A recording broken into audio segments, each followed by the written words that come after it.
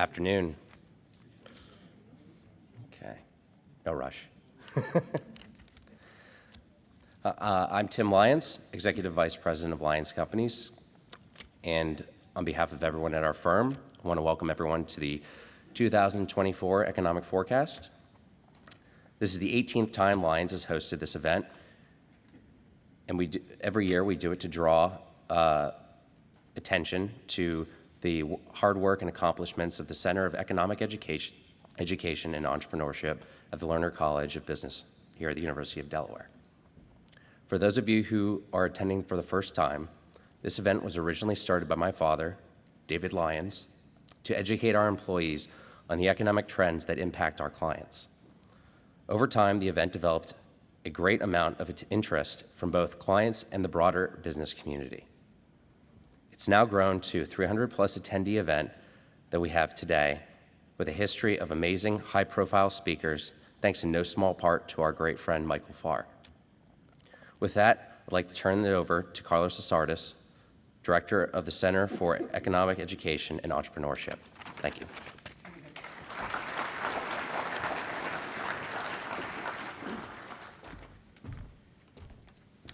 Thank you, team. It's great to be here today. Thank you, everybody, for joining us. Thanks to the speakers, the Lyons Companies, and, of course, the University of Delaware.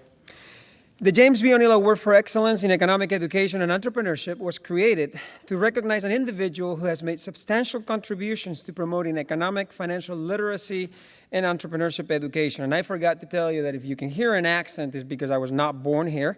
I am from Spain, and then I got my education at Nebraska. People say, "Where?" I say Nebraska. They're like, no, that's not how it sounds. So put up with my accent here as we get through. The selection committee includes the Dean of the Lerner College of Business and Economics, and it's a brand new dean, Dean Oliver Yao. So if you haven't had a chance to meet him, please make sure you do so at the reception. We're very happy that you're with us. The chair of the economics department, the chair and vice chair, and one additional board member of the Delaware Council on Economic Education, the prior year's recipient, UD trustee Donna Fontana, and myself. This year's recipient has been with Puglisi Associates in Newark, Delaware since 1987, where he currently serves as managing director. A blue hand with two majors, finance and economics, he has devoted a significant amount of his life to serving others. As a public servant, he was elected to the 11th District of the Delaware House of Representatives in the year 2000, where he served as the House Minority Leader for the Republican caucus from 2010 to 2012. In 2012, he was elected to the Delaware State Senate, and that's how I met him, as Senator Lavelle. And to this day, I call him Senator Lavelle. So, Senator Lavelle, and he served there until 2018. There, he was Senate Minority Whip for the Republican caucus, and his committee assignments included the Executive, Judicial, and Community Affairs, Legislative Council, and Rules and Ethics. Our recipient is passionate about volunteering with civic and non-for-profit organizations. He has been actively involved over the years with several community organizations, including the Fresh Start Scholarship Foundation, Girls Incorporated of Delaware, Westside Health Service, and Sharpley Civic Association. Of special mention to our work at the Center for Economic Education and Entrepreneurship is his volunteering work on the Delaware Council on Economic Education, where he is a board member and the treasurer, and he has done so in an effective and significant way for many years. Thanks to his support, the center is able to provide over 150 teacher training sessions every year that involve more than 2,000 teachers and reach more than 100,000 students. And we conduct programs like Keys to Financial Success, which is offered to 4,500 students in the state of Delaware, and Teach Children to Save Day. Now, not only is he an effective and caring treasurer, but his sense of humor makes working with him enjoyable and fun. We are all working professionals here. We work with different people every day, but when you can find somebody who's effective, does a good job, and has a sense of humor, then you've struck gold. And so that's what we have with him. Thanks to his and his wife's philanthropic support, we are making sure that the CEE will continue its impactful vision to see all students graduate as economically literate and productive citizens for many decades to come. And so, we are grateful for his invaluable service to the state of Delaware, and as treasurer of the Delaware Council on Economic Education, are very happy to formally recognize one of our own, Mr. Greg Lavelle, with the 2024 James B. O'Neill Award for Excellence in Economic Education and Entrepreneurship. Thank you, Greg.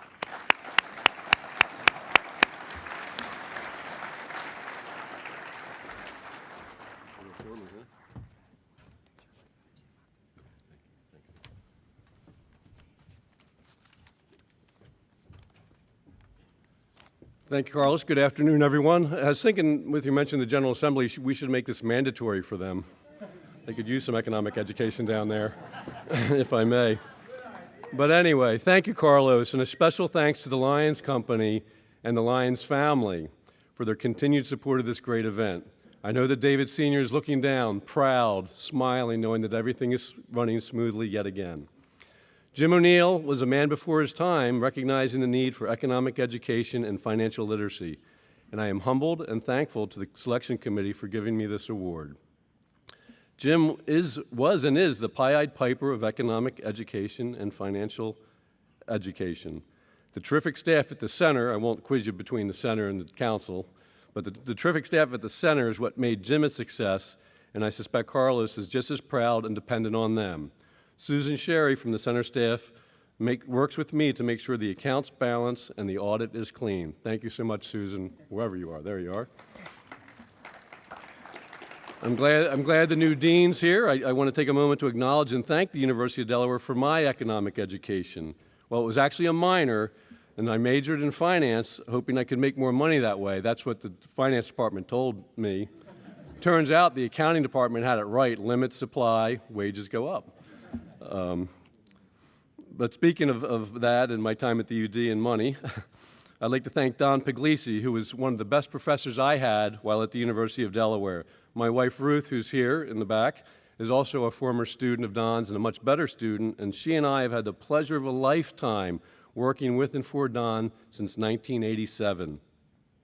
I had great economics professors at the University of Delaware. Harry Hutchison taught Econ 101 for the ages, supply, demand, opportunity costs, scarce resources and their efficient uses, externalities, and all the rest came to life and had real meaning and laid the foundation for all that followed. Jim Buchterwitz is here somewhere. I saw Jim. Made money, credit, and banking interesting to 20-year-olds without the use of one app. Pretty impressive. And while I can't recall his name, I had a public finance professor who warned us in 1984 to not count on Social Security for our retirement. How's that for economic forecasting that you should take to heart? One of my most memorable classes, and perhaps more relevant today than ever, was Comparable Economic Systems with Jim Thornton. Professor Thornton had spent time in the Soviet Union, and he made it clear to us why capitalism was the best and most efficient economic system, but certainly never suggested it was perfect. Dispersed decision-making, individual choices to guide markets, and limited government intervention, and certainly no government-run industries, is what he taught us day after day. The threat of real moral hazard was always around the corner to correct, redirect, and punish when needed. Professor Thornton informed us that even Soviet workers had a saying that revealed a fundamental flaw in their economic system, one that I suspect we've all heard before. We pretend to work, and they pretend to pay us. In 1991, Professor Thornton's lessons and those of the University of Delaware Economics Department that I learned under were proven correct with the collapse of the Soviet Union. While certainly much has occurred since then, this clash of economic systems is more real, nuanced, and meaningful than ever. If our young people, and perhaps even some of our not-so-young people, don't have an understanding of economic and financial fundamentals, which is what the Center does, our future and their futures will be challenged, less full of opportunity, and less fortunate. Thank you all again, and I look forward to continuing my economic education today again with this esteemed panel. Thank you all.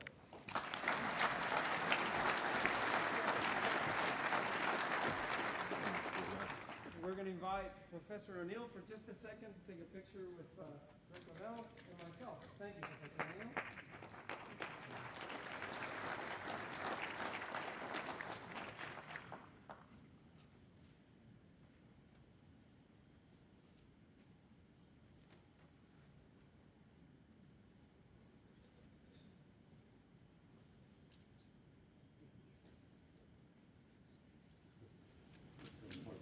Thank you. Thank you very much. Go ahead. Thank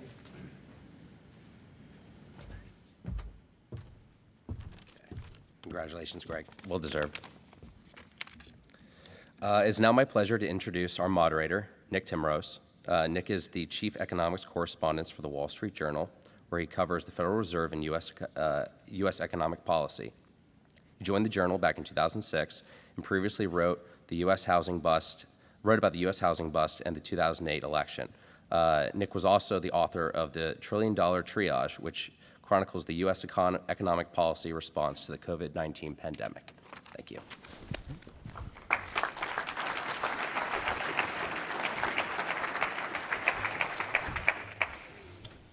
Great, thank you so much. Thank you, everybody, for being here. Before we do the introductions, I'll just outline the run of show. Each of our speakers is going to come up here and give a short presentation, and then I will join them for some questions that I have prepared, and then we'll take questions from the audience. So with that, I'd like to introduce our first speaker, who is Patrick Harker. Pat is the 11th president and CEO of the Federal Reserve Bank of Philadelphia. We're pleased to have him back this year. Of course, as many of you know, he was previously president of the University of Delaware and taught business administration and civil engineering. So, Patrick, I will turn the podium over to you. Thank you very much. Thanks, Nick.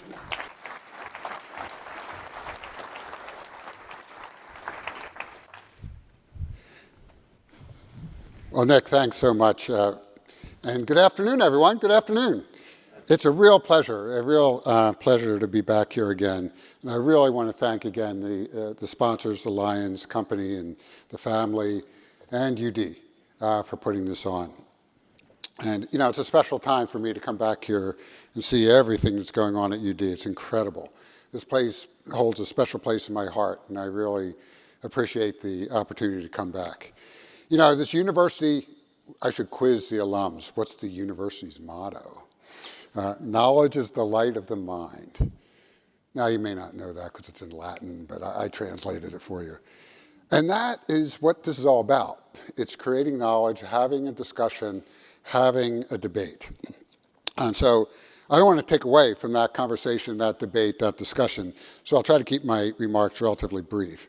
But before I do that, for those that know the Fed, I have to give my standard Fed disclaimer.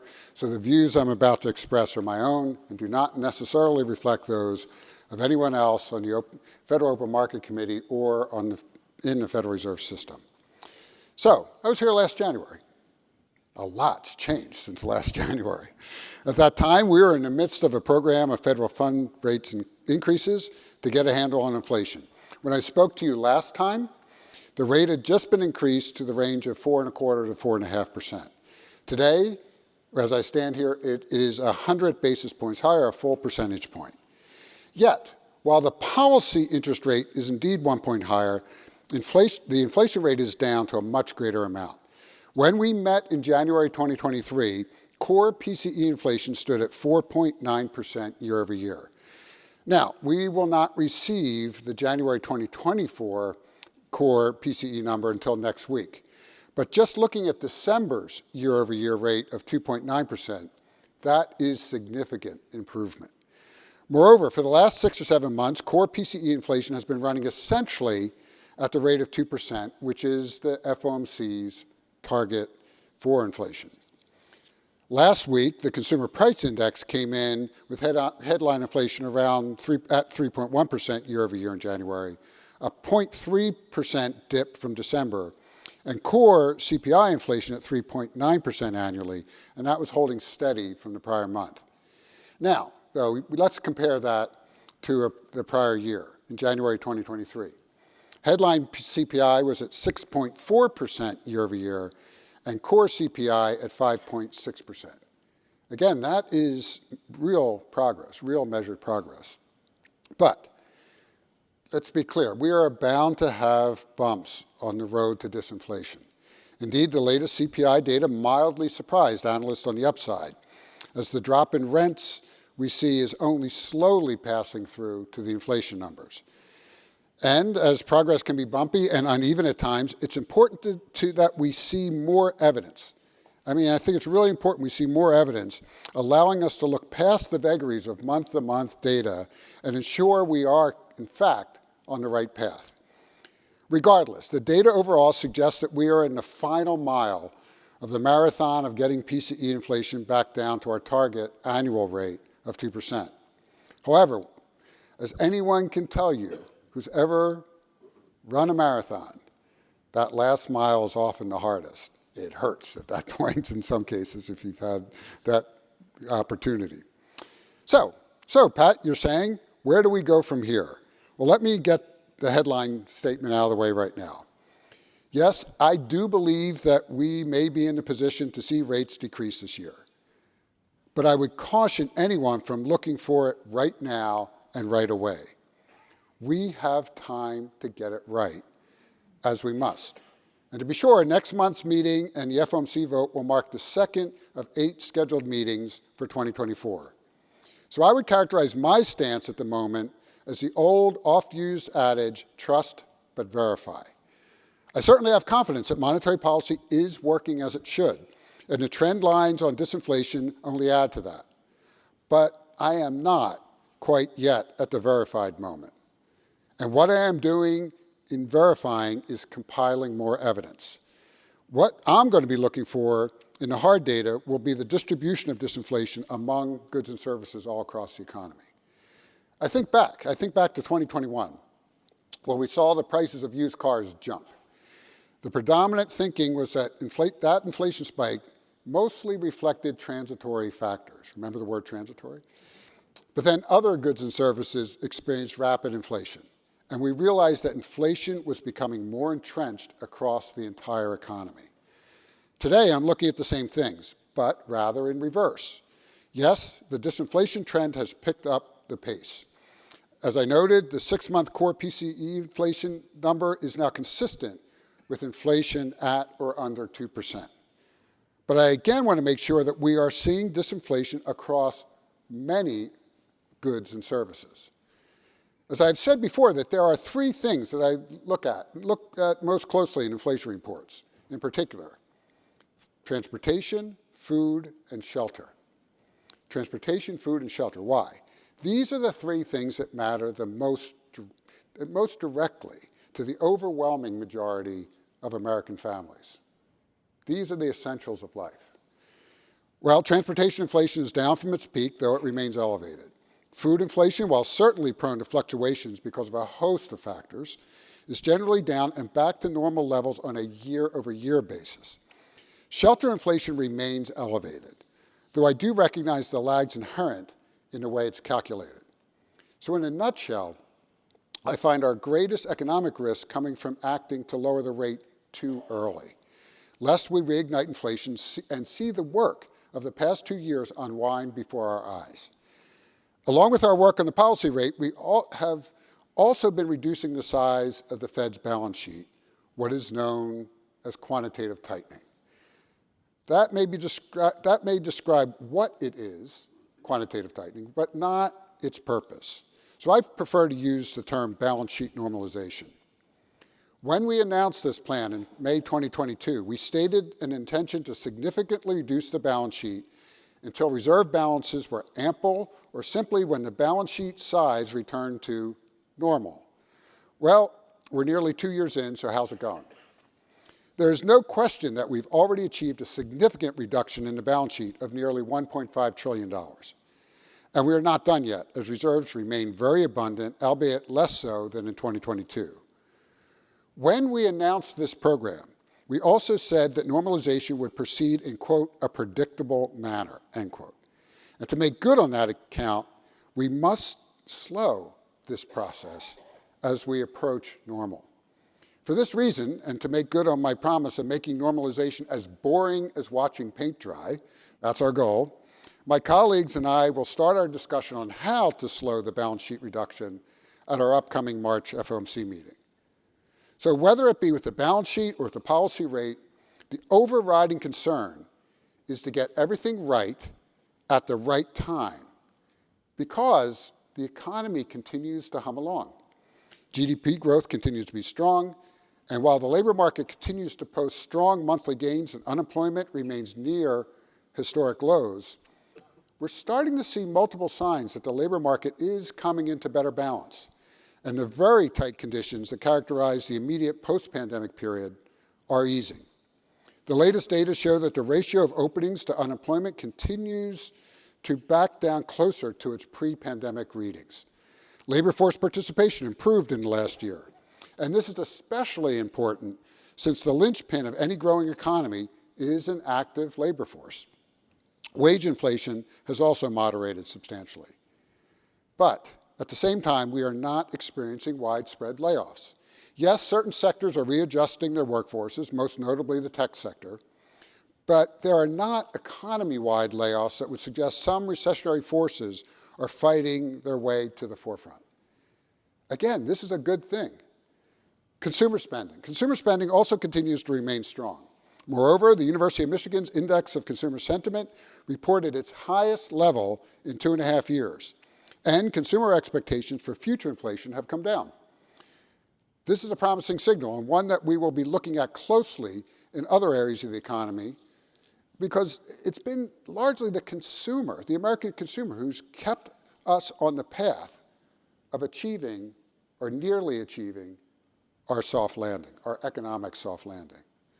But on the flip side of this, I am somewhat concerned, and there are some concerns. I get paid to worry about other things too, and worry about, but, Pat, what could happen? I'm somewhat concerned about the increase of delinquencies in credit cards and other loan repayments, especially among young borrowers and families on the lower end of the income spectrum. This picture is being painted by the hard data. That picture you see is the hard data. But it's also backed up by what I'm hearing from contacts throughout the 3rd District. And this is the quote-unquote soft data upon which I place a great amount of importance, because it's a real-time check. It's a real-time check that I need in my own decision-making. So when it comes to consumers, I heard months ago that they continue to spend, though they've been switching to other brands to find better deals and putting more on their credit cards rather than just closing their wallets. And from employers, I've been hearing while they are still hiring, they're now looking for workers with more specific and necessary skills. They're not just hiring across the board. And as for workers they've already hired, well, they're going to do what they can to hold on to them. They've worked hard to get them. They're going to work hard to hold on to them. Now, this sentiment is backed up by survey data in our latest Manufacturing Business Outlook Survey, or MBOS, and this is conducted by the Philadelphia Fed, in which firms in the 3rd District reported a 6-month expectation for steady employment. Employers may be looking to alter hours or making other arrangements so that things that work out for their operations. But the hiring free-for-all that we experienced in the inflationary run-up is over, while we do not see any drastic adjustments to payrolls.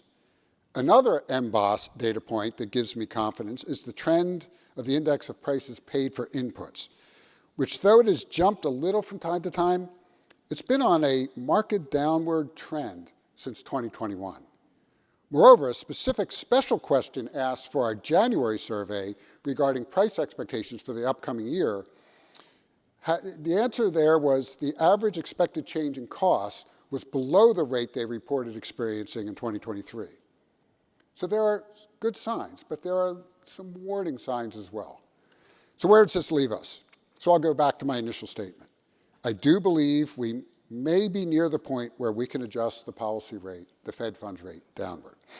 But when we will actually arrive at that point, honestly, I cannot say right now. And just to note, I don't have a vote on the FOMC this year, but I still have a voice in our policy discussions, and I intend to use it. Just like last summer when I was a voting member of the FOMC, I signaled my belief early that it was time to hold rates steady. And I will signal my belief that we're ready for a rate decrease when all the data, both hard and soft, give me that signal. Look at this economy. The American economy is, to put it mildly, a dynamic engine. And right now, this engine is the strongest of any in the entire world. And though we've been bounced around by inflation's potholes, our careful and steady approach to monetary policy has kept the engine running smoothly and the tires of our economy on the ground. Our actions thus far have seen us progress to our destination without the broader economy sliding into a roadside ditch. But obviously, we can't take our eyes off the road. We want to get to our destination without any warning lights going off or tires going flat. And at this moment, the indicators are that we can do this, but only if we stay focused, stay very focused, and controlled with our hands on the wheel. We can't give up yet. We can't go too heavy on the gas too soon lest we lose control or pass our exit completely and have to reroute. So I end where I began. Really, step back for a year. What a difference a year makes. It has been a real year of progress. And as we continue moving deeper into 2024, the Federal Reserve Bank of Philadelphia will remain a partner in the continuing economic progress here in our region, in the 3rd District, here in Delaware, and in our nation. Thanks very much for having me.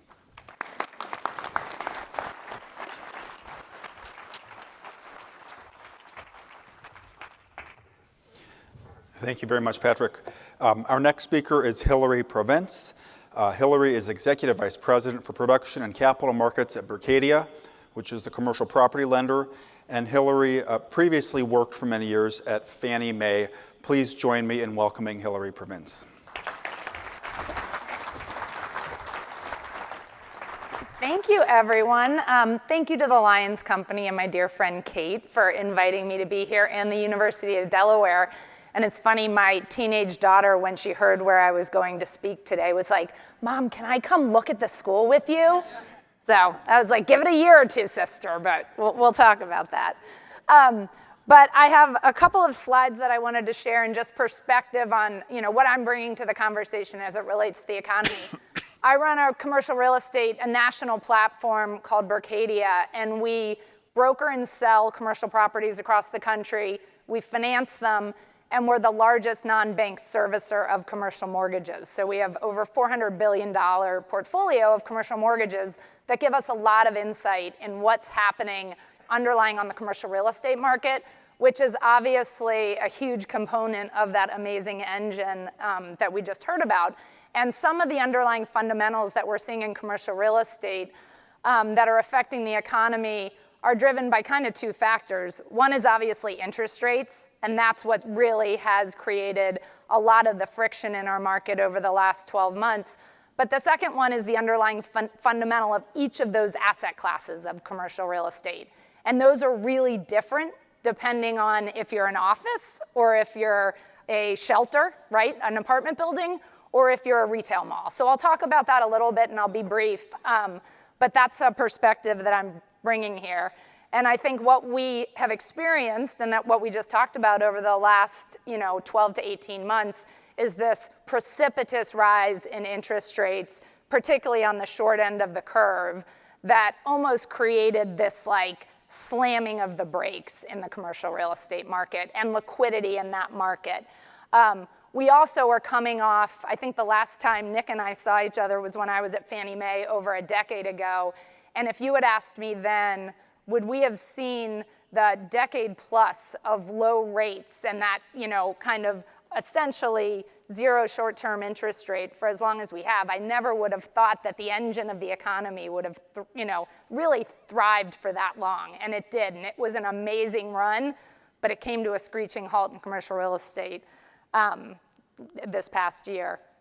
The other thing that we just heard and that we talked about was what's this relationship between the single-family market and interest rates on home mortgages and the rental housing market and what has happened there. And you can see that the slides that we have here show the inventory of single-family homes, the blue line, and the 30-year fixed-rate mortgage.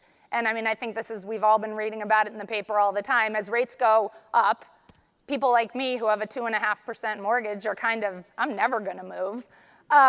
And then, so we're not selling our houses. There's not enough supply out there. And we're seeing the cost of your monthly payment, if you get a new mortgage, being really high. So that, this next slide that shows that rent to own dynamic is the closest it's been in a really long time. So the slide on the left shows your median P&I payment on your single family mortgage has gone up a lot, and your asking rent is also going up, but not as fast. So that rent-to-own dynamic is much closer than it's been in a long time, and it's forcing, in a good way, more demand for rental housing, because people are, especially the millennials or even the Gen Z are saying, we can't buy a house, so we'll rent for longer. The good news there, and I'll talk about it in a minute, is there's a lot of supply in that rental housing market. So that's another factor that's really driving the CRE market. The other thing that we're hearing a lot about, and that you read in the paper, is what's happening with banks and their balance sheets, and how healthy are banks' balance sheets, especially as you think about commercial real estate.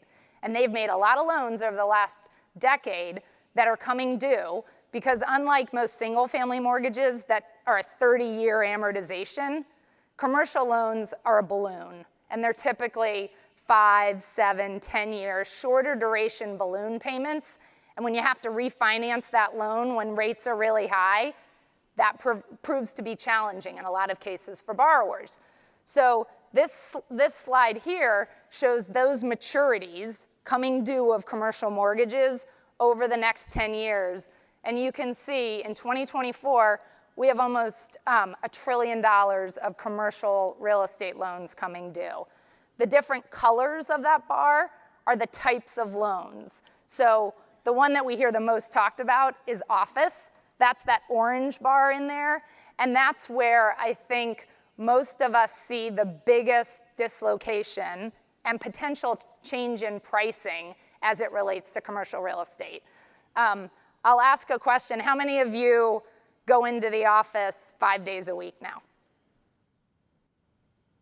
How many go in? And that was, I would say, 30% would be my hype. How many go in 4 days a week? 3 days a week? So I think the last time I actually spoke on this panel was during the pandemic.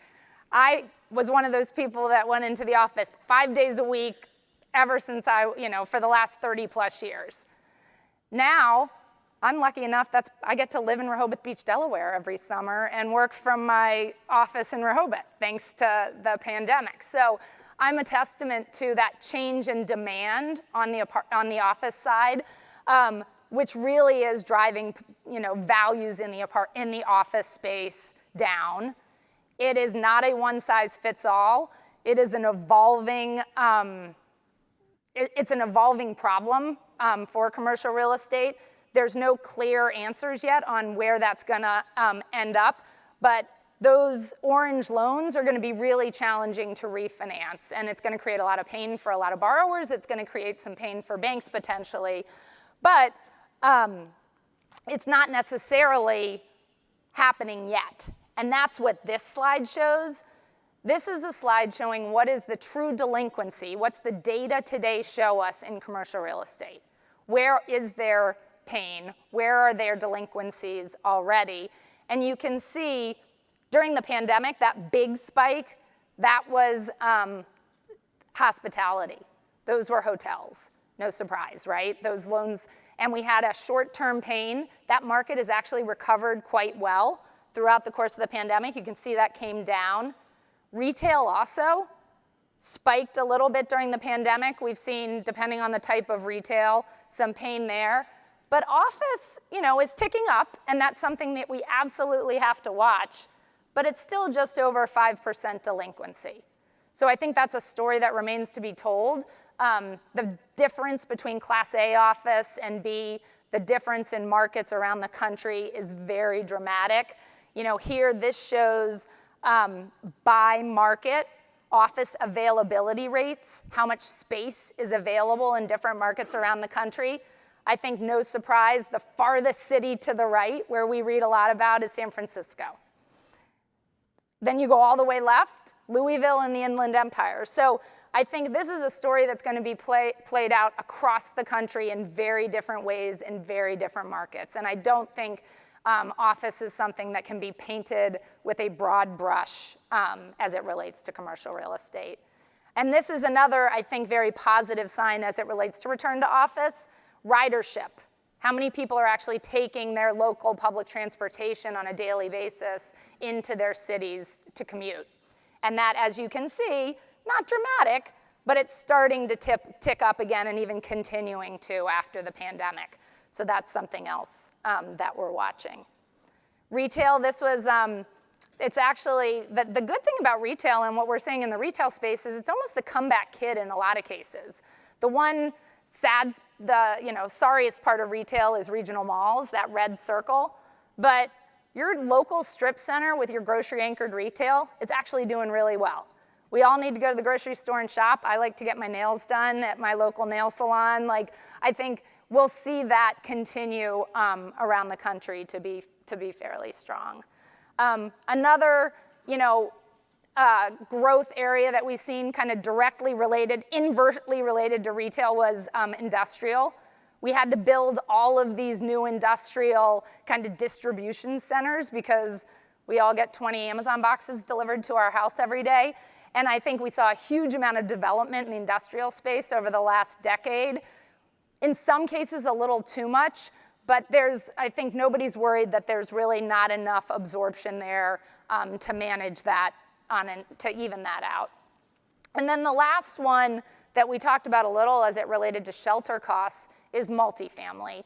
And multifamily is, you see here, the chart on the left is the rent growth. And this is part of what, the biggest component of that inflation number over the last several years, how quickly rents have gone up nationwide. And I think we all feel that affordability pain.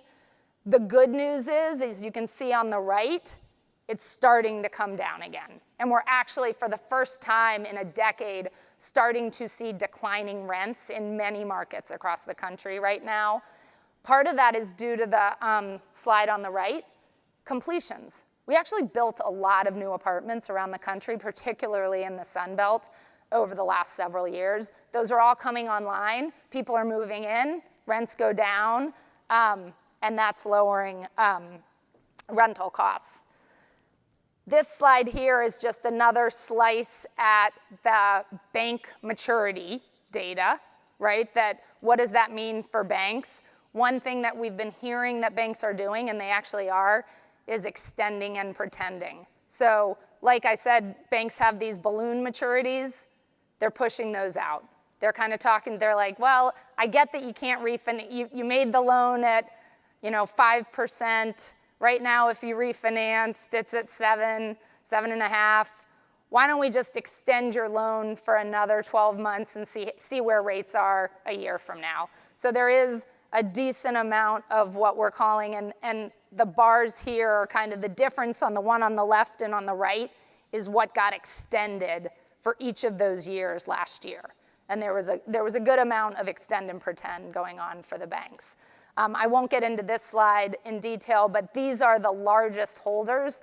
So when you also look at the banking sector and the risks there, there's basically two, the large national banks, who many of them have huge portfolios that they're working through of commercial real estate loans. Bank of America, $52 billion of multifamily assets and construction loans on their books. But then you compare it to, and so they have been really getting pressure, appropriately so, to pare down their exposure to CRE. That's the green bars are the top 25 banks lowering their exposure to commercial real estate. The dark blue bars are other, not local community banks and regional banks are actually still growing and lending. So this is something, the liquidity of the banks as it relates to commercial real estate is a really interesting and important place to watch because we need that liquidity as we think about these loans coming due and who's going to refinance them. The biggest amount of loans coming due, that bar on the left, is apartments. So there's over $2 trillion of apartment debt, and there's not even $800 billion of office. So the good news there is apartment generally is doing pretty well. There's demand. People need housing. There's actually, even though there's new supply, there's generally long-term, for the next decade, going to be an undersupply of housing and apartments. We also have my old employer there's liquidity from the federal government in that market as well for commercial real estate. And that's a great stabilizing force in times like this when there isn't liquidity, if the banks aren't going to be lending. Luckily, you have agencies of the federal government that each lend up to $70 billion a year to finance those apartments. So that's another really bright light in the commercial real estate market right now. And then I think I already talked a little bit about demographics. The demographics over the last decade, essentially, and this is 4 years, that have driven commercial real estate is really the red, where the red is on the map, moving to where the green is on the map. And it's this migration to the Sun Belt, to Texas, to Florida, to the Carolinas, away from Chicago, away from the Northeast, and away from California. And that's a trend as it relates to the demand factors that we're watching really closely nationwide. And I think we do expect those trends to continue. I will share an anecdotal one, though. So my in-laws live in Texas, but they're looking at Delaware as their retirement destination. So I think you're seeing, wasn't Delaware voted like one of the top 3 retirement destinations recently? So anyway, maybe I don't see them colored on the map, but that was just an anecdote. And then this slide just gives a little more detail and color about that supply dynamic that I talked about. Where in the Sun Belt are we building? We're building in Austin, we're building in Raleigh, we're building in Nashville, Orlando, Charlotte. And I think, the good news is people are moving there. So I think even if there'll be a little pressure in the short term, the absorption in those markets should be enough demand to absorb that. And then I will close with, this is some surveys that we do with our clients around what are the sentiments in commercial real estate? What do we think is going to happen in the market? When are things going to get better? Because there's a lot of, essentially friction and dysfunction right now. And then you can see red and pink, not good, green, good. And so the saying we use right now in commercial real estate is survive till 25. And you can see that in that last bar. So thank you, and I think I'll turn it back over to Nick.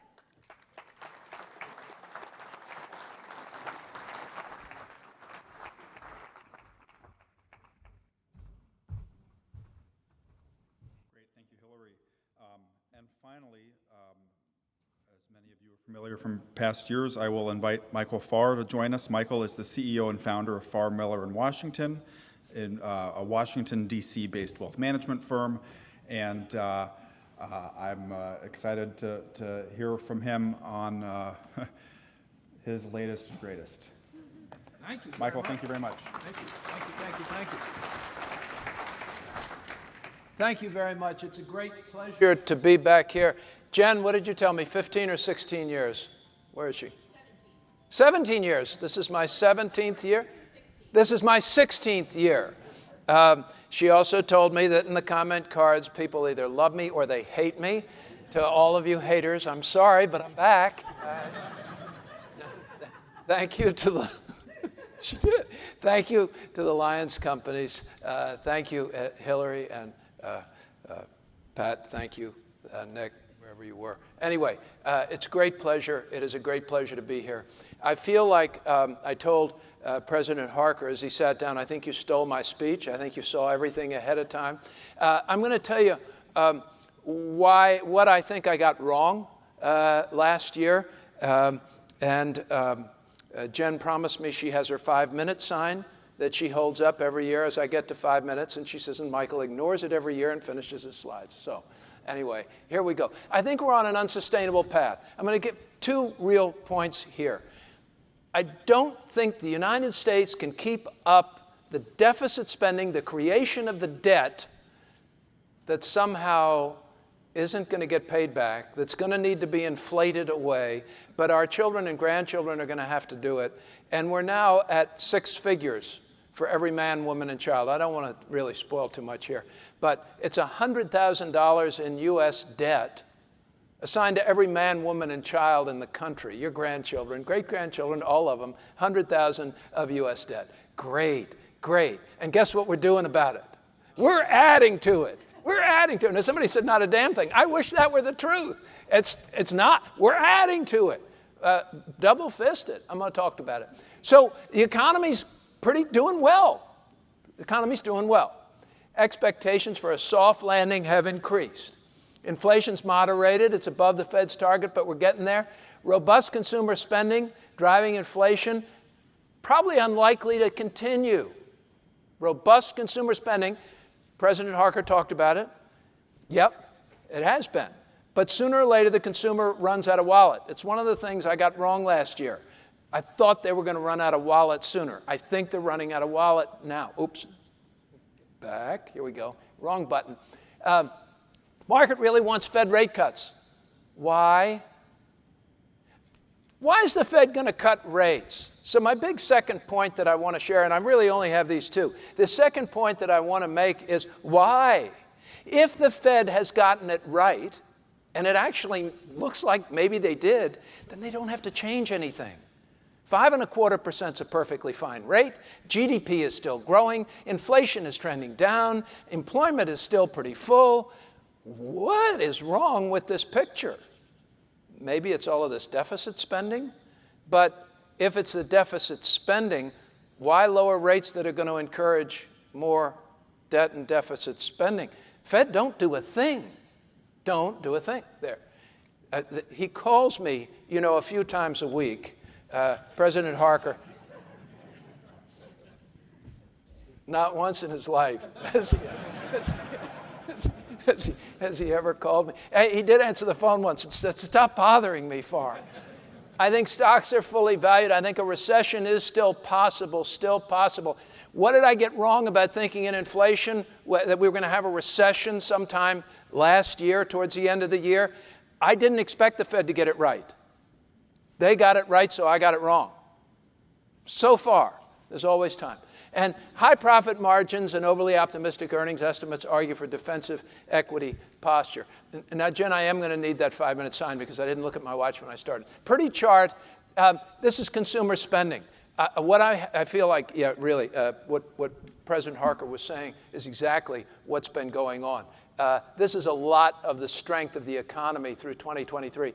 The consumer, there's those orange lines, continued to spend all the way through. The United States is in great shape. G7, we're the strongest country out there. I almost put China on this because China's numbers, according to China, are about 5.5%. See, that's how I know economists are here. They all laugh at the same time. China has huge, ridiculous unemployment. Is Evergrande, what's the name of it? The real estate. Evergrande, I got it, okay. Yeah, I mean, really? In deficit, vacant buildings in China, they've got a problem. Why? Because Xi Jinping has really screwed this up. He really has. He said, let's not focus on the economy. Let's focus on this social notion and political notion of a grand China ideal. Let's put together a social agenda in lieu of an economic agenda. Does that sound like a good idea to anybody? I mean, seriously. But Churchill said, never interrupt your enemy when he's in the middle of making a mistake. So China's having trouble now. I talked last week with the past U.S. ambassador to China. He told me China has one aircraft carrier. One. And we had a reconnaissance mission, and we sent a plane over the aircraft carrier, and they do this apparently to each other regularly, and they scrambled their fighter jets to come after our reconnaissance plane, and it's a dance that they do. They scrambled the reconnaissance planes from land. They apparently could not scramble the planes from the cruiser, from the aircraft carrier. Okay. So we're doing okay. Why are we doing okay? We're doing okay because we have created a whole lot of debt.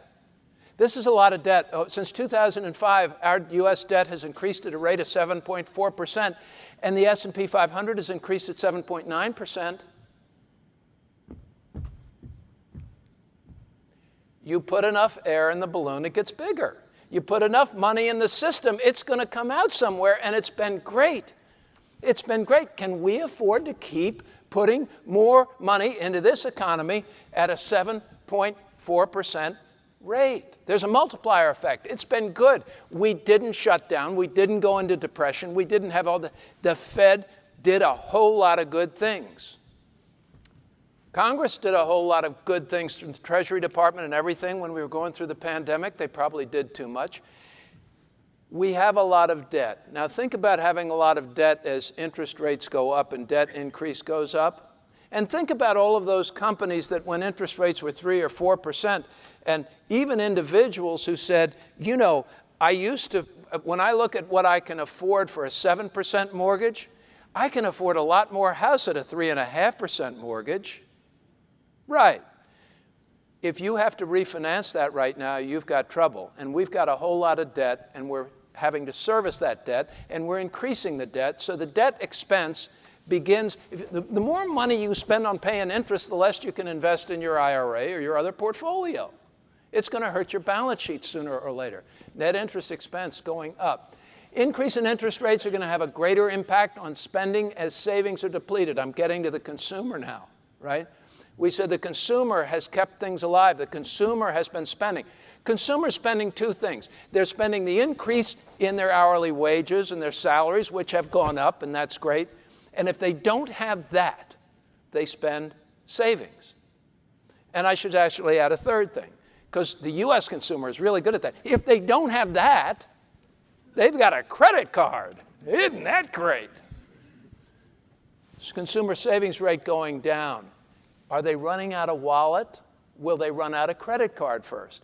Average hourly earnings, CPI, cumulative change.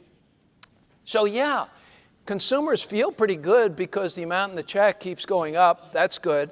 But they're not affording much more at the grocery store because those prices have gone up too. So you feel richer, which helps you spend, but it's not making revolving credit cards. The general line is up. And you just saw what was happening to the savings rate. So if they keep spending, the credit facilities are going to go higher. Job openings, see, I'm telling you, it's like I stole your speech first. I'll give you the credit. Come on. Yeah. But the JOLTS number, we were at 2. We had 2 job openings for every person who was counting themselves as unemployed. It's now 1.5, which means the number of job openings has come down and the number of people looking for a job has gone up.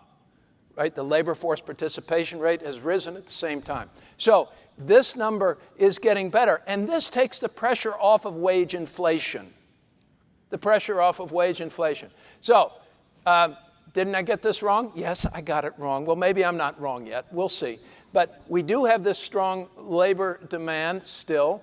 Continued wage gains, low debt service, massive wealth.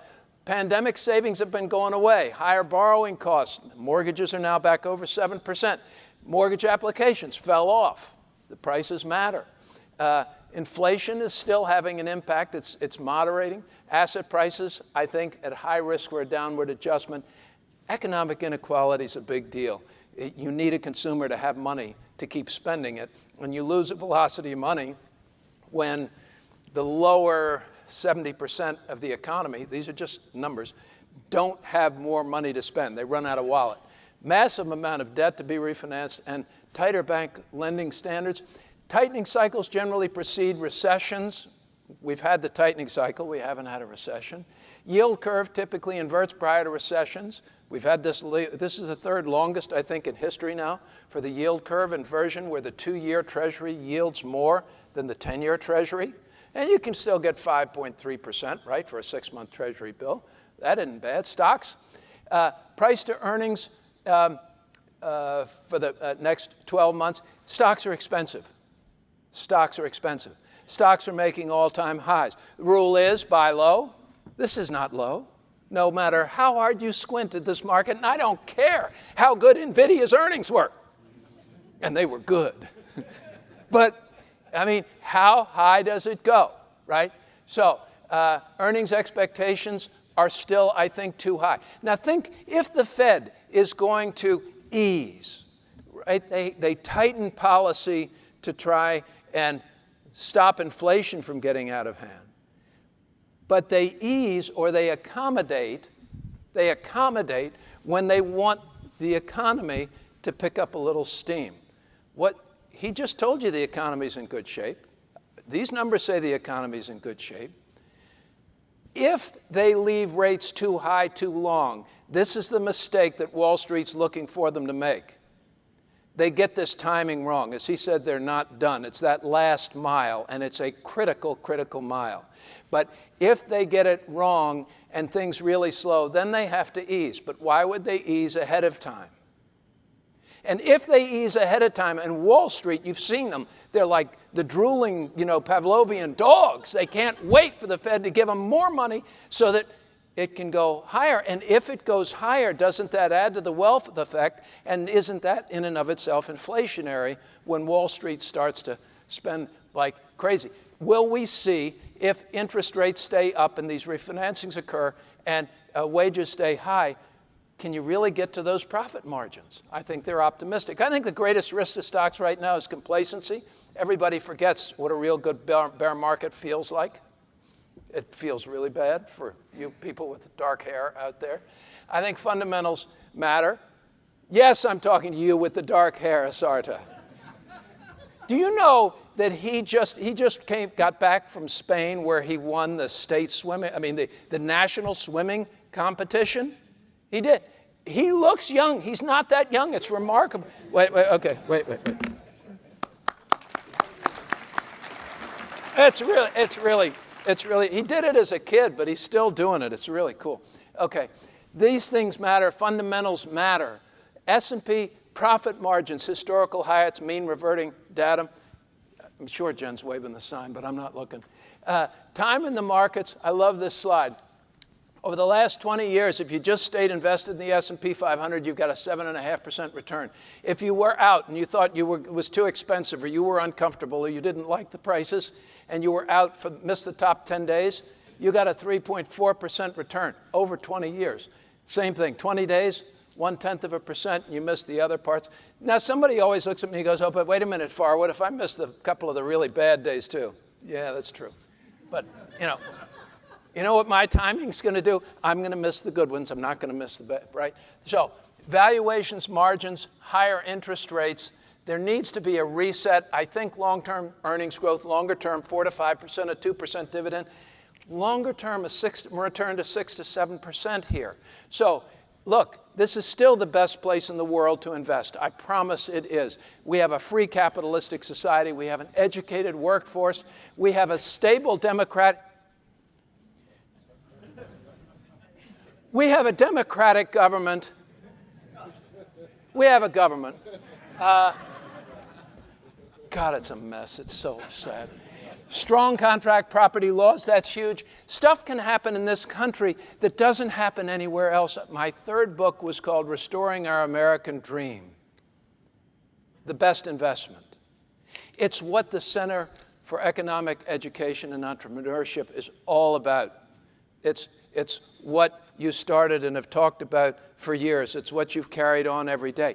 This is the country where people can come with their dreams and with their hard work, with their talent and tenacity, and create things that aren't possible anywhere else in the world. And those things create jobs, and those things create productivity and capital formation. And that's why this country works. I'm going to be political for one more second, and I'll shut up, I promise. But my friend David Lyons would be nodding right now. The one thing that we've got to remember is tell these young people out there, the government is not there to provide for you. The government's not there to give you happiness. They're there to protect the pursuit of happiness, which you can do here through your hard work on your own. Quit looking for somebody to give you something. You're too talented. You sell yourself short to look to the government to have every problem fixed. You can do this on your own, and the University of Delaware has been helping generations of students by the thousands succeed and make this country better. Thank you, Kate Lyons, David, Tim. Thank you, my friend, great friend, David Lyons. It's great to be with you all again. Thank you.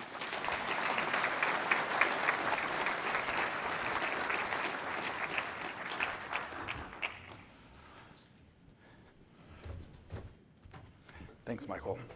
Thank you, sir.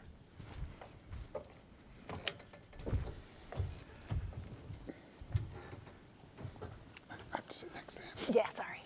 I have to sit next to you. I'd switch if I were you. You got the short straw, Pat. You get to sit next to me. Well, thank you all. That was extremely informative, intellectually stimulating, and to keep it going, I guess I'll start with you, Pat, since you do get to participate in the meetings of the Federal Open Market Committee. A fair reading of the evidence is that you were early and correct to call a timeout on tightening, and it looks like stopping in July increased the odds that you might be able to deliver the much hoped for but elusive soft landing. So my first question to you, Pat, is do you think we need lower rates in order to maintain or sustain that soft landing? Not at this point. I don't see it. I think we can hold here and and we will continue to tighten as inflation comes down, right? If we keep the real rate continuing to increase as the nominal rate stays flat, I think that's the right policy. Let's not rush this. My forecast in December, my SEP, was 75 basis point cuts this year. I mean, we'll revisit that in the coming month or so. Whether it's that or 50, or we'll have to let the data speak. But I don't see it happening right now. Let's just let this ride for a little bit. What's the rush? I didn't mean necessarily right now, but over, policy is forward-looking. So as you look out over the course of the year, and for the uninitiated, the SEP, these are the quarterly projections that you and your colleagues, every quarter they put down under appropriate policy what they think interest rates will be, 12, 24 months ahead. So you wrote down, you thought around 3 quarter point cuts this year would be necessary. But I guess my question is, do you see that type of adjustment, so 75 basis points lower roughly a year from now, as being necessary to sustain that soft landing? Why not, to pose the question I think Michael indirectly put, why not just stay here? Well, some of it comes down to what's happening in the labor market. Right now, it's very strong. But if it starts to weaken, and there are some signs that I'm a little worried about, because if you parse the numbers, right, where's the big growth over the months, not just 1 month, but months in the labor market? It's been in healthcare and in government. Government is the stimulus money that's flowing through, right, and the infrastructure money, other money. And healthcare is just restocking from where we were. We still have, particularly nurses, a pretty dramatic problem right now in the country in terms of shortage of nurses. But they're restocking. But they're not going to be able to do that for long. I just had a meeting this morning where some healthcare professionals were telling me, CEOs of hospitals, it's just, the numbers don't add up. Our reimbursements are not keeping up with our costs.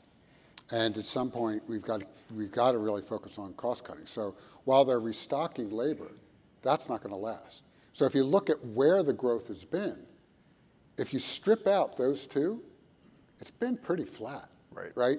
And so that starts to give me a little concern that while, like I said, manufacturers are saying we're holding on to our people, we're looking for skilled positions, but we're not just hiring like we used to. Again, if that continues to play out in subsequent months, that would give me concern and say we need to start cooling off. We need to bring the rates down a little bit. But right now, I'm not there. But we'll see. It's the labor market that I'm most focused on right now. Pat, does the committee consider the stock market's reaction to these first cuts? I mean, they've gotten aggressive almost in their narrative when they say we're going to have 7 rate cuts this year. The next one's going to be, and the market goes up prior to the Fed announcement based on Wall Street's narrative. Then the Fed comes out and says exactly what the Fed said they were going to say, and Wall Street just starts to crash. So, isn't it inflation? I mean, or do you worry about the market side of the inflation if you actually lower rates? Sure. I mean, what we're looking at is not any 1 month and the gyrations, typical volatility of the market, but we're looking at what we're trying to do, what we tried to do, and what we did is tighten financial conditions. The market, of course, that's where it functions, right? That's how we tighten financial conditions. So if the markets are loosening too much, vis-a-vis where we want to be, where we think the economy needs to be, then yeah, we have to take that into account, but not the month-to-month kind of volatility. The day-to-day volatility, the minute-to-minute volatility. Yeah. I take that into The account. point you were making about, maybe less hiring outside of those growth engines that are sort of secular and not so cyclical. It raises the question, why not move sooner rather than later? Last summer, it seemed bold to suggest, we were heading into this third quarter where we had 4%, 5% GDP growth. A number of your colleagues had put down another hike into their projections, and the committee ended up, listening to the argument you and others are making and not delivering that hike. So why not move to adjust sooner than later? What would you say to people who argue that waiting until you have evidence that the labor market is actually cooling will require a sharper and faster adjustment downwards? You have a nonlinear increase in unemployment. It's the same situation past committees have faced, where you look for enough evidence and then you're doing 50s to lower the policy rate. You're right. When the labor markets turn, they turn relatively quickly. That's absolutely true. And so, again, I'm not looking for a lot more evidence. I just want to get a couple more months under our belt, at least March. I think, in my view, and I triple down on my disclaimer, my view, I don't see at this point why we would do anything in March. But what about May? Possible. I wouldn't take it off. Yeah. I'm not going to take it off the table, for sure. Because again, not going to happen. Not going to happen. Well, let's say if PCE inflation starts to come in, cooler than we think, and the labor market starts to signal even more that it's cooling more than we think right now, then I wouldn't take it off the table. No, it's not my forecast right now, but I wouldn't say no. So I'll ask you, and then I'll ask the other panelists to weigh in on this question. What causes demand to slow down here? The U.S. consumer has been resilient. Yeah. We've been hearing about policy lags now for over a year, that these lags are going to hit and slow things down. So far, if you look at the GDP data, you look at the hiring data, you just haven't seen it. So where are these lags? Why has the U.S. consumer been so resilient? They have money in their pockets. They had money in their pockets. We are definitely starting to see, for the subprime consumer and other consumers of low to moderate income, they've burned through that money. It's gone, and they are struggling, and that's where they're loading up on credit card debt. We're starting to see delinquencies rise in credit cards. We didn't talk about auto loans, subprime. That's all that data is starting to rise. It's not at a troublesome level yet, but it is something clearly that we have to watch. On the flip side, those who have a good job and they had the wealth accumulated and they didn't spend through whatever money they had in their pockets, and honestly, that's a head scratcher for us. We're looking at this, for me, I'm looking at this saying, the same question, how long can this last? Yeah. I mean, at some point, things need to start cooling off. You would think, we were thinking that a while ago. It hasn't happened yet, but it has to happen. At some point, we just have to start seeing some of this cooling of demand. Hasn't happened, but I don't think it's going to come crashing down. Right? I don't expect that, but I do think we are going to see some cooling. So that's where I just don't think at this point we need to act. I think we can sit for a little bit. So Hilary, I want to bring you in on this. A lot of times I ask the question of policymakers, where's the evidence that policy is restrictive? They're talking about interest rates being restrictive and you aren't seeing it. And one thing I hear from a number of people is, in certain sectors, including in commercial property, people just don't believe interest rates are going to stay at, overnight rates above 5% are going to stay there for much longer. They're maybe hanging on with their fingernails here, betting that we'll get back to something, not the zero rates that we had in the previous decade, but something, maybe 4%, 3.5%. Is that at all what might be able to explain what's happening in commercial property? Yeah, 100%. The extend and pretend dynamic and the lack of transaction activity is because real estate developers at heart are very optimistic people. And so I think they believe that and I think they're the first ones when we survey, they still want to say, oh, there's a chance they're going to cut, in March. Of course they're not. You know, so I think that lack of reality in the real estate market absolutely exists. But I think the other thing we see as it relates to interest rates, like we operated a 4% 10-year treasury, if it stays there, is actually, I think, a better long-term dynamic for commercial real estate. Like we attracted too much hot money over the last decade, and investors that weren't disciplined about, I mean, commercial real estate is a hard asset that really should have a longer duration financing basis. And we saw flipping of commercial real estate, and it was just financial engineering, honestly, people relying on 0% interest rates for way too long. And I think the rates will flush those operators out of the cycle. You'll come back to a more normalized market. But I think what the more sophisticated long-term investors are waiting for is that stability. They don't want to come in until they know prices. I mean, you want to buy low, sell high. So like, how low is it going to go? And that's what people are kind of waiting to see. And it's a herd mentality too. So they're waiting for all their friends to go at the same time. And once we see a stability and lack of volatility in treasury rates, I think you'll see more activity pick up. To follow up on that, in 2005, everybody was talking about housing being overvalued. It wasn't, some big surprise. I think the surprise was maybe in where the risk was and where the leverage was or wasn't in the system. Is there anything analogous to that? We've been hearing about commercial property, needing to readjust for some time. You had the slide about depositories versus sort of shadow finance or non-bank finance. Where is the stuff that gets zeroed out if values come down? The shadow finance, the CLO market, there's definitely a mark-to-market issue that's happening there.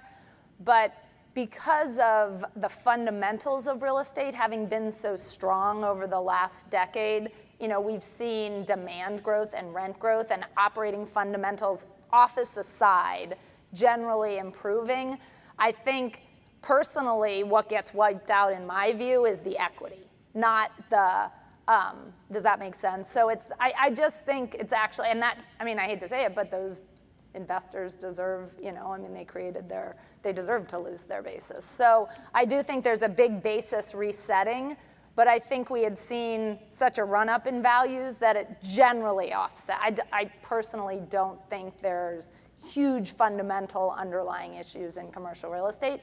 I think office, some banks could be challenged, and I think we'll feel some pain, but I don't think it's anything that is unlike any commercial real estate cycle that we haven't experienced. Commercial real estate is a cyclical business, and I think it's a natural basis readjusting that generally will be able to be digested by the market. So, Michael, commercial property gets a lot of attention as things that people worry about. What keeps you up at night right now as you think about 2024, and not the black swans, but maybe the things ahead of us that aren't pandemics or completely, asteroid out of outer space type events? What keeps you up at night? It's the decades of experience to know that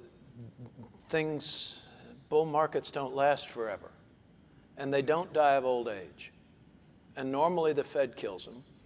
More often than not, historically, that's what happens. But this one's been going on and on and on. And it's like ripping off the Band-Aid just slowly. And they just keep going higher. And so it's that nagging history that I have had doing this every day for over 35 years. I know it's coming down. And I don't know how it's stayed up as high as it has, as long as it has. Hilary said the speculators will have their day of comeuppance. Warren Buffett says you get to see who's swimming naked when the tide goes out. The tide always goes out, and I guess keeps me up at night waiting for the tide to go out. I'd like that clearing. I keep waiting for that clearing. We need the digestive. One of the big stories last year was we had this surprising boost in labor supply, probably due to immigration. Right. We didn't have a lot of immigration, of course, during the pandemic. And last year you saw some relief on wage pressures. From a policy standpoint, do you see anything changing, Michael, over the next year or two on the immigration front? I mean, is this a kind of a one-off, and now Pat and his colleagues have to worry about tight labor markets again and wage price pressures reemerging, or are we back to more of movement of labor? It's a shame that it's become such a political football, because you never know where the next radical sort of surprise and ill-thought action will come from. But typically there's a long tail.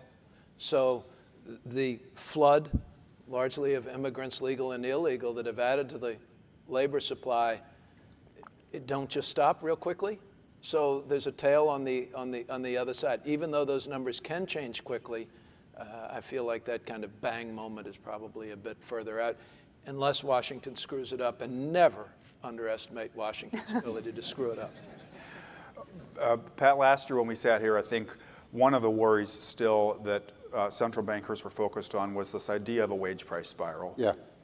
The other worry was that you could have inflation expectations becoming unanchored. You had sort of nightmare visions of the 1970s.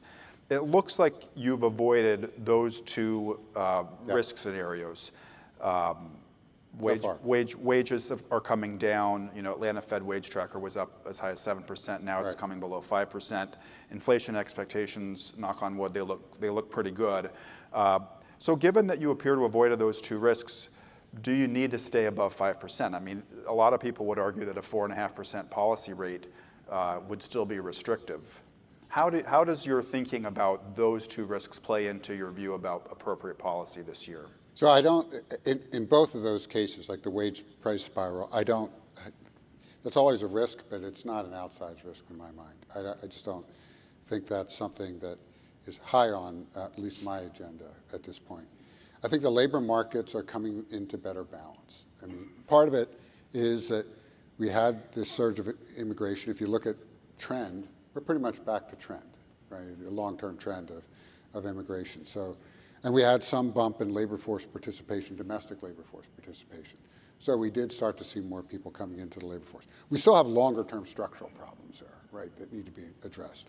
And so there's a longer-term question of, what should be, what's our star? We won't go there. John Williams isn't here, my colleague from New York, who's famous for our star conversations.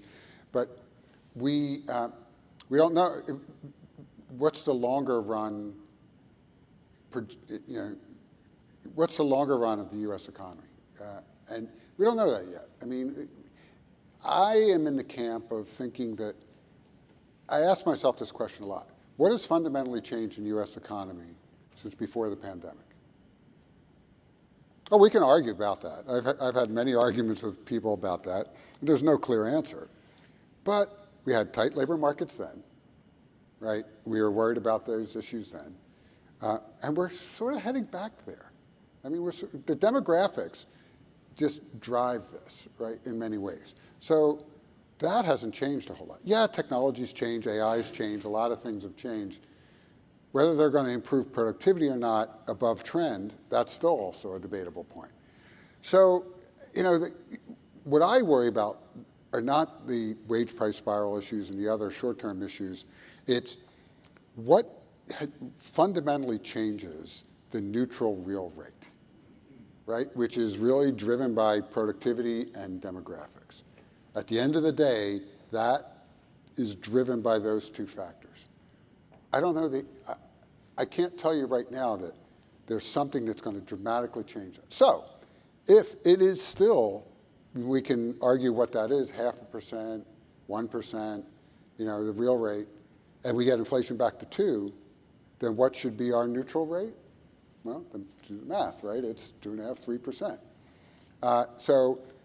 But to get there right now, we just need to take a little bit of time. We'll get there. I think we're going to head back in that direction. We're definitely heading back in that direction starting this year.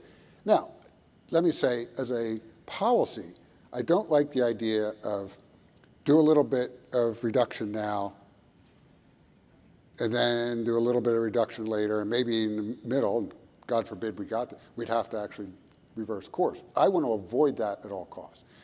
What I want to do is when we start this process, just like we are with the balance sheet, let's start on a steady, slow reduction, because that to me minimizes risk. And this is right now about risk management of the economy.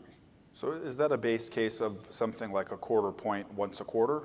Or or maybe every other meeting. A quarter point every other meeting. But again, we'll have to let the data speak to this. We don't know.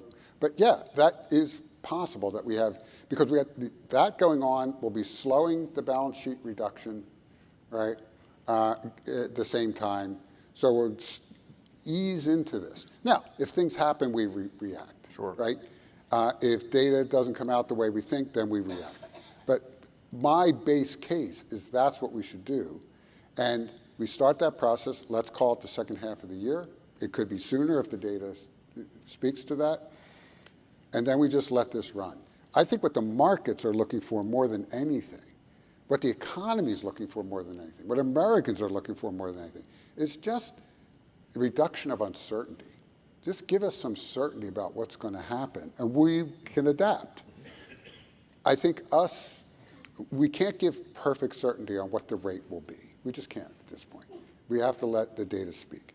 But I do think we can give some certainty in terms of a consistent process to move us back to normal. But so to go back to the point you were making about the neutral rate, central bankers sort of are guided by this idea that there's an equilibrium interest rate. Right. When the economy's operating at full strength, there's an interest rate that balances investment and savings.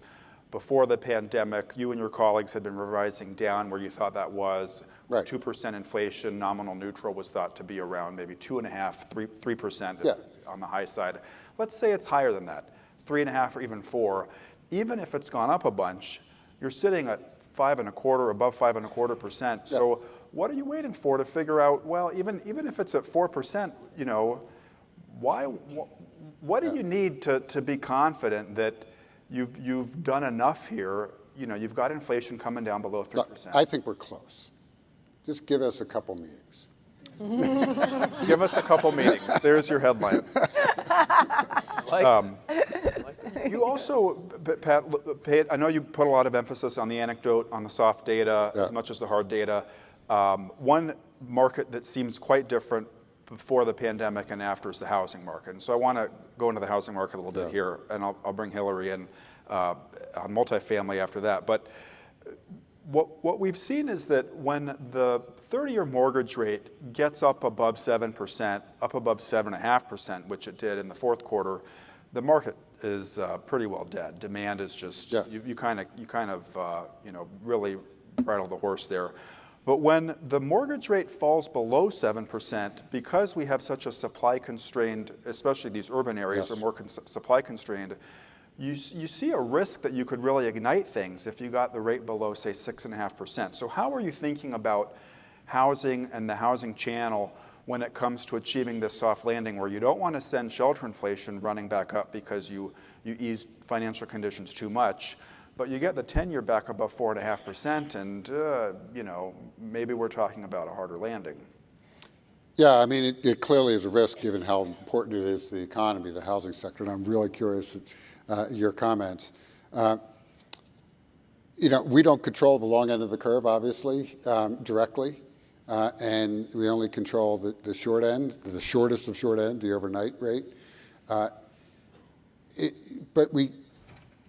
we can influence it, right, in a variety of ways through policy.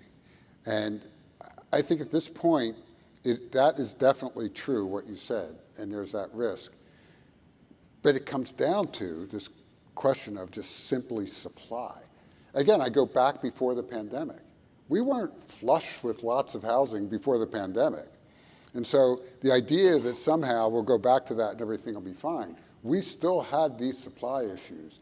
And they go all the way back, some economists would argue, to the Great Recession, where developers just said, I'm just going to sit, and I'm just going to wait.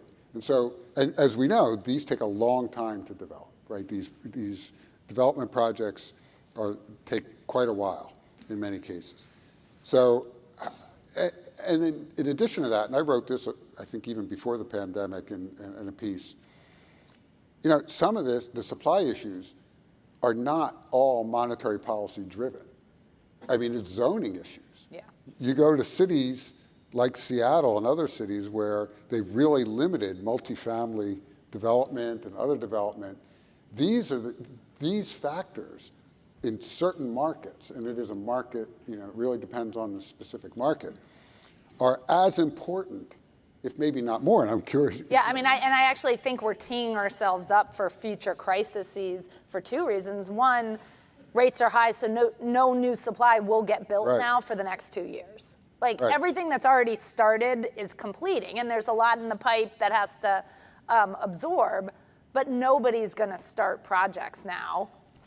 So you're going to dig yourself into another hole. So that was my question, is multifamily starts were high, they're not anymore. Are we looking at rental market pressures on rents in, say, 26 or 27? Yes. Once we've digested That's what I'm saying. You'll create this, uncomfortable cycle as it relates to housing costs. Right. That'll inflate.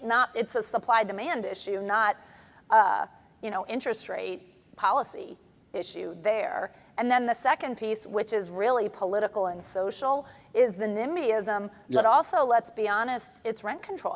You have all of these jurisdictions now talking about rent control as a way to potentially stabilize housing costs, but yet then what you do is drive developers to not want to develop if they're going to have rent restrictions and, can't. So it is a really, really challenging problem that I think will be exacerbated over the next decade. Yeah.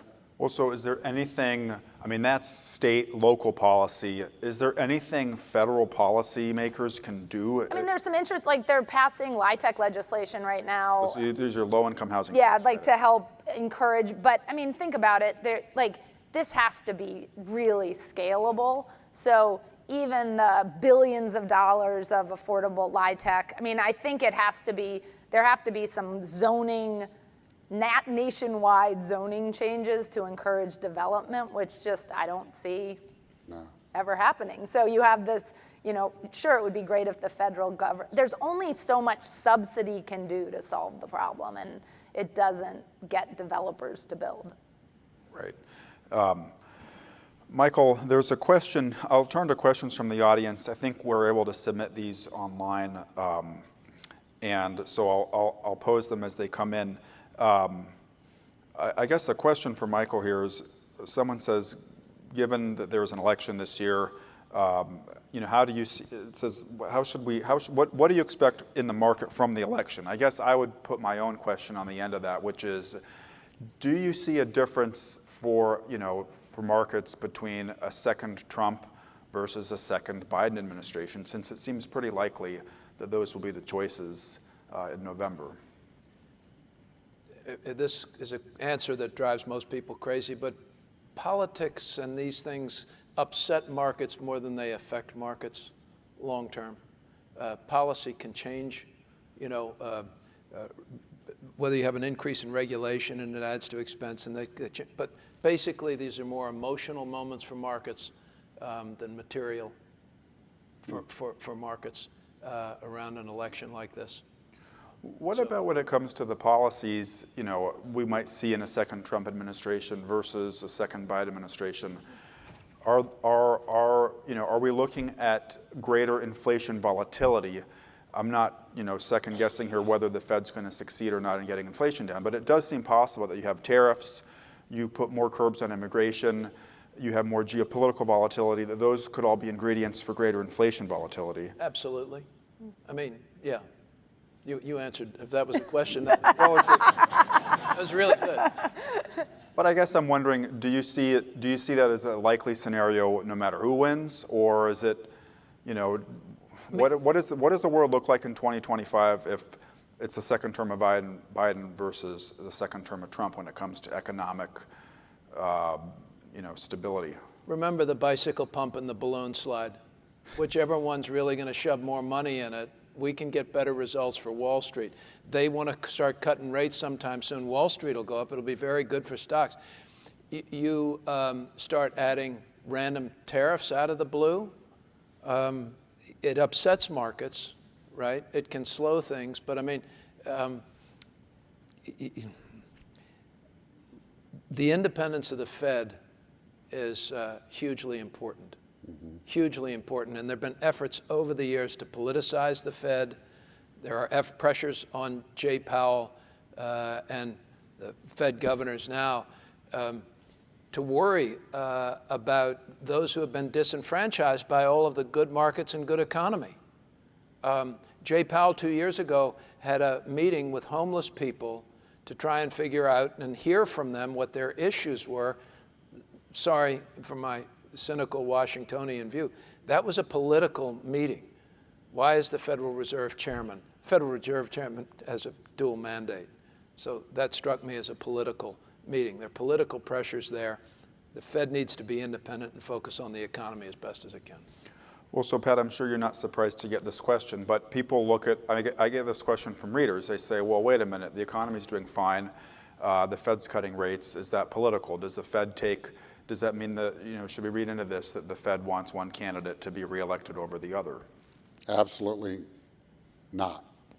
I mean, the Fed, we work really hard, back to Michael's point, to maintain our independence.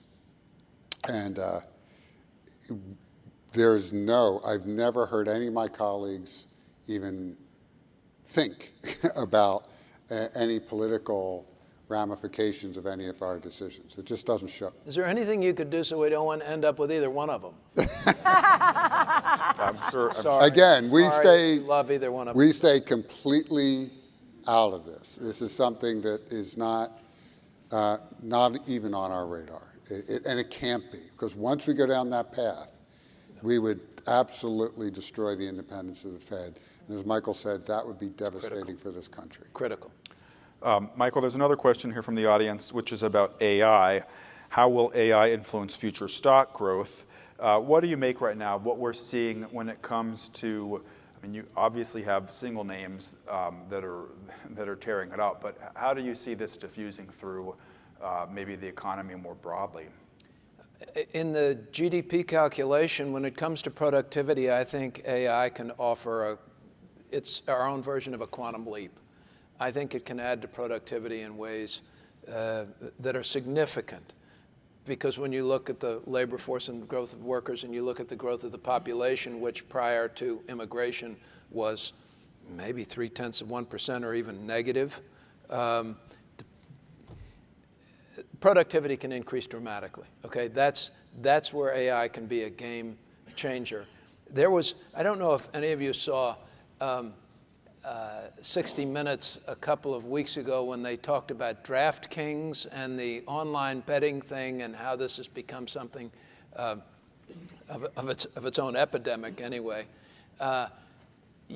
Typically young men ages 18 to 35, these are the folks, and they do micro bets during games, and they meet at bars, and they'll bet $5 on the next play, and they'll bet $3 that the ball's going to be fumbled. They'll bet on tennis matches, but the thing that terrified me was they had a profile of a 27-year-old young man. They showed him there, and they went to DraftKings, and they got his profile, and they had 108 lines of facts and details on this one 27-year-old who never bet more than like $25 on a single bet. But they knew what time of day he would bet.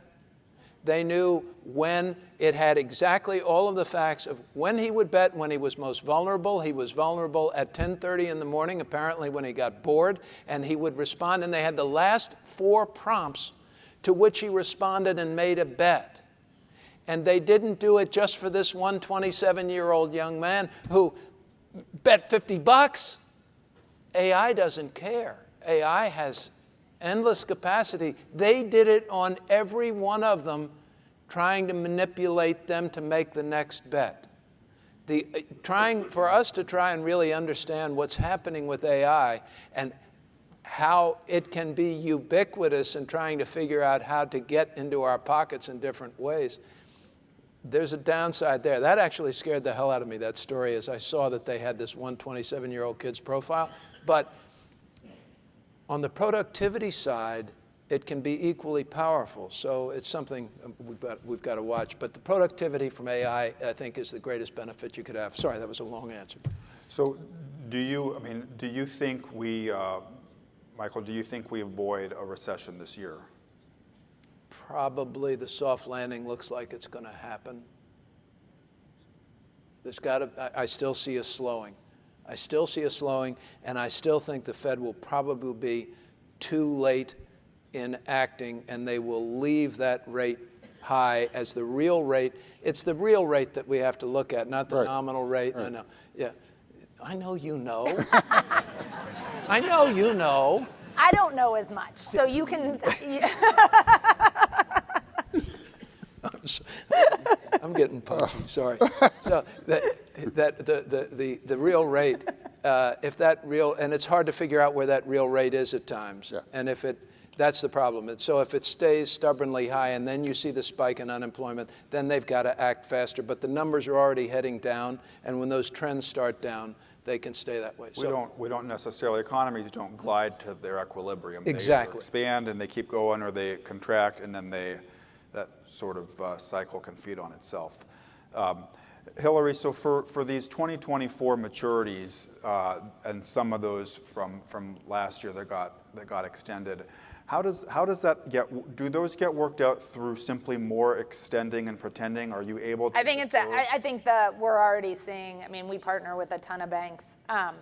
They're putting pressure on borrowers to contribute equity. I mean, they're basically going to the sponsors and saying, and it's, I think commercial real estate is now finally back to where it should be. It's asset by asset, deal by deal, product type by product type, loan by, people are having to do the work of, what the business should have been for the last decade rather than just watching cap rates compress.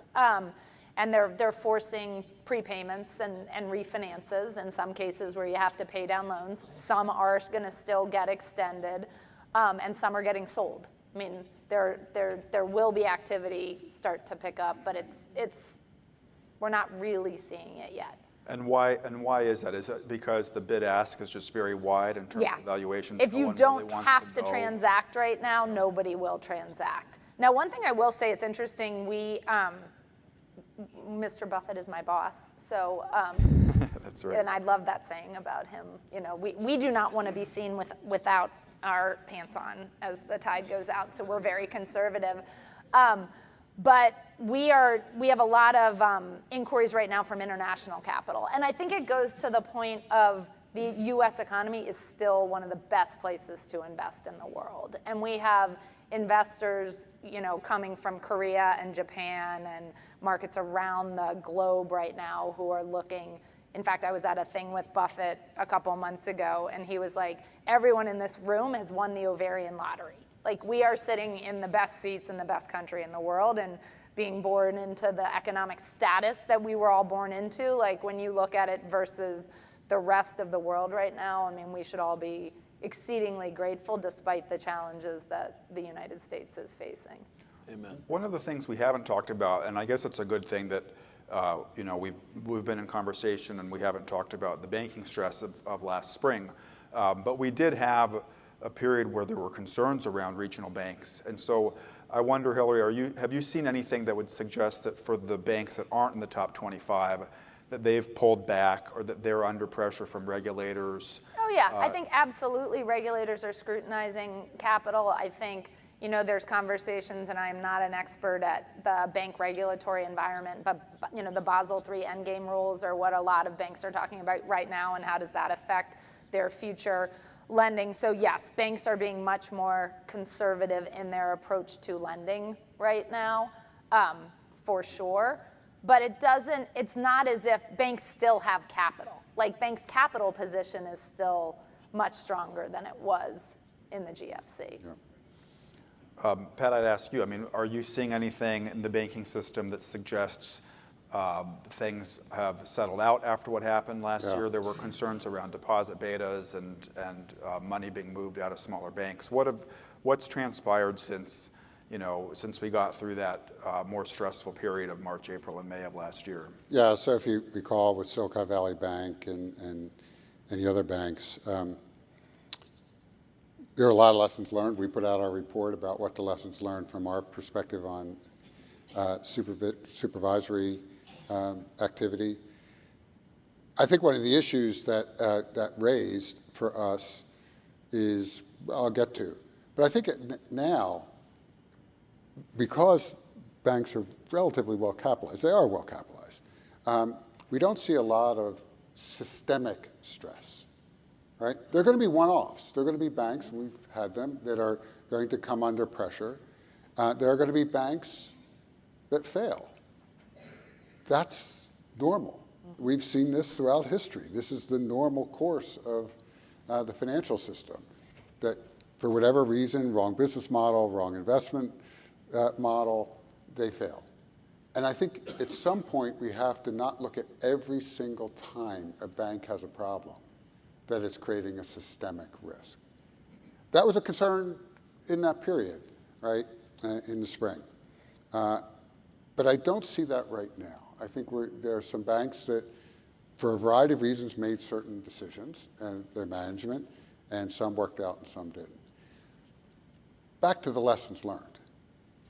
The one thing that I think I can just speak for the Fed, but I think all the federal regulators and state regulators have a challenge of, is we're used to bank run failures happening over the course of days, weeks, so forth, not over a weekend.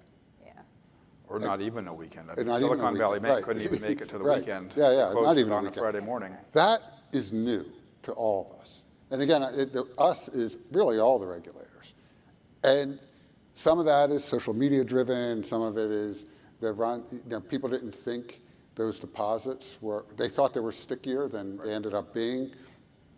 And so that puts more emphasis on us to look at those deposits, right, as we start to supervise, as we're supervising these institutions. But there are a lot of lessons that we need to learn in terms of how to better supervise. Some of it is just simply, in some cases, tracking, like many companies do, or other organizations, what's happening in social media. So there's a lot of things we can do better. But at this point, I don't see those systemic risks. Again, there are going to be challenges. In certain, commercial real estate, as Hilary said, it's going to challenge certain institutions that have a high concentration, both regional banks, as you showed, and larger banks, and community banks. But again, here's where we need to be very careful. As you showed very clearly, commercial real estate isn't one homogeneous thing. And so, I'm still going to my dentist office. I don't want it to be virtual, right?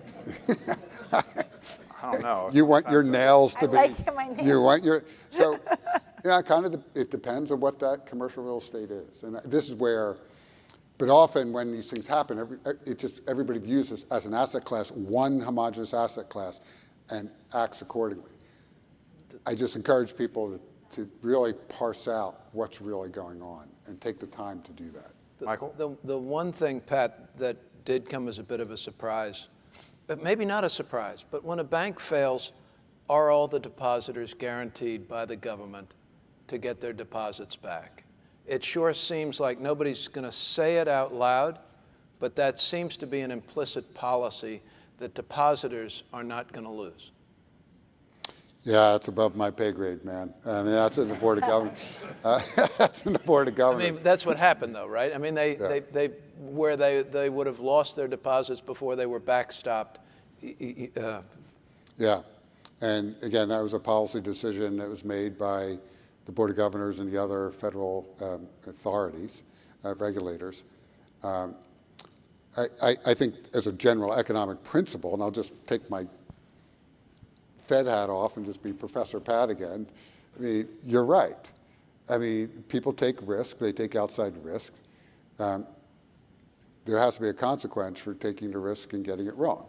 I mean, that's the system we have. Yes. So when and where we draw that line, I think it gets down to what's the risk tolerance we have for systemic risk in the economy versus idiosyncratic risk in an institution. And that line is fuzzy, let's be clear, right? I mean, I think when you're in the moment, in retrospect, it's perfectly clear. All this is perfectly clear. But in the moment, that line isn't that clear. And so I've not been in that seat of having to make that decision in those moments. But I can understand the ambiguity that happens then when you don't have full information. In the time we have left, and this is a wonky subject to bring up as a last question, but you talked a little bit about the Fed's balance sheet in your opening remarks. And so maybe I'll go back to that. Before the pandemic, the Fed was, had a balance sheet. It was about a little less than $4 trillion, around $4 trillion, bank reserves of around $1.5 trillion. Right. Today, the balance sheet is greater than $7 trillion with reserves more than $3 trillion, right now around $3.5 trillion. And I guess the question I have for you, not so much about the fine tuning or the plumbing of all of that, but has sort of our policy system decided here that we're going to, rather than have, as a form of having liquidity regulation, we're just going to have super abundant reserves. Each time the Fed has increased the balance sheet, there's been a view that we'll unwind this later. And when the authorities go to unwind it, they find that, in fact, kind of like a hermit crab that goes into a bigger house, the banking system, all of a sudden, reserves that were seen as superabundant aren't being distributed through the system equally. And so we learn to live with these larger balances, and the Fed isn't able to shrink the balance sheet. Is that something we can expect to see here, that, that $3 trillion in reserves is the new $1.5 trillion in reserves, and the Fed isn't really going to be able to shrink its balance sheet much more than it already has? Yeah, at the risk of getting even wonkier than your question, and it's a complicated story, and it's a complicated situation we're facing. And that's why we're just starting a discussion about this right now. We have not changed our monetary policy framework. We want ample, not super ample, super abundant reserves. We don't know what ample is. Last time we thought it was, the estimates were $500 billion. We put it at $1 trillion. It ended up being $1.5 trillion. The markets let you know when you hit that point. So we don't know what it is, but you know it when you get. What makes it more complicated right now is if you lift that out of just the reserve level and put it in the broader context of liquidity in the financial system. There are a lot of moving pieces here. First, we now have the standing repo facility, right? How does that intersect with the reserve levels and general liquidity provision in the economy? You have the federal home loan banks now looking at potential changes, right? They're looking at their own system. A major and important player in liquidity provision in the economy. And so these are all pieces I think you have to put together to finally understand, and the ONRRP, the overnight reverse repo facility, which is draining down as we predicted, as we want. You add all that together, and there's no simple answer to that's the level of reserves you're going to get. It's not easy to put your finger right on it, given all that there's changes happening elsewhere. So as a result, I think we do have to let the market speak. That is, do this, like I said in my prepared remarks, do it slowly, methodically, paint-dryingly boring, and then as we start to approach that level, we'll know. But there have been a lot of studies I've looked at, lots of academic studies, internal studies. It's hard to put your number right on what we couldn't do it last time when we didn't have all this other uncertainty. And this time you're shrinking the balance sheet at twice. I mean, the Treasury runoff is twice the speed. 60 billion now. It was 30 billion in early 19.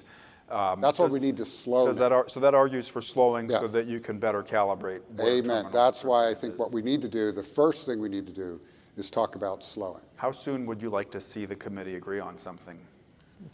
It's already been announced that you're having this discussion meeting in March, so. It's going to take a little time. I mean, my own personal view, quadrupling down on the disclaimer. I mean, clearly this year we should have some kind of answer within. First half of the year? I don't, I mean, this year, you said there's 8 meetings this year. Yeah, I don't know. And that one, I can't predict that right now where the committee is going to be because I don't know. We haven't had the initial conversation about this.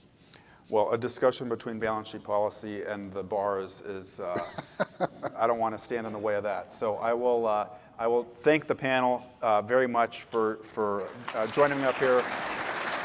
And I think David is going to send us out. Good afternoon, everyone. And I am again the one person keeping you from the beverages outside the doors there. So I'll be quick. But thank you all for coming. This is always a wonderful event. And I think for Tim and I and Mom, this really keeps Dad in our minds. So thank you. Greg, congratulations on your award. Well earned, well deserved. Thank you. And then for our panel, Michael and Hilary, thank you very much for speaking today. Thank you. President Harker, thank you. And Nick, thank you very much for moderating. A lot of work goes into this throughout the year, so I wanted to thank the folks at the University of Delaware. Carlos, thank you very much. Jen, thank you. And Susan, thank you very much.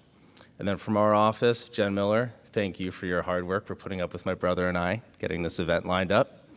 And then, of course, a special thanks to my mother, who over the past 6 years has done a wonderful job at the helm of the company, despite Tim's efforts and my efforts, mostly Tim's, to make it as difficult as possible.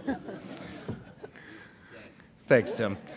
So thank you all for coming, and there are refreshments outside.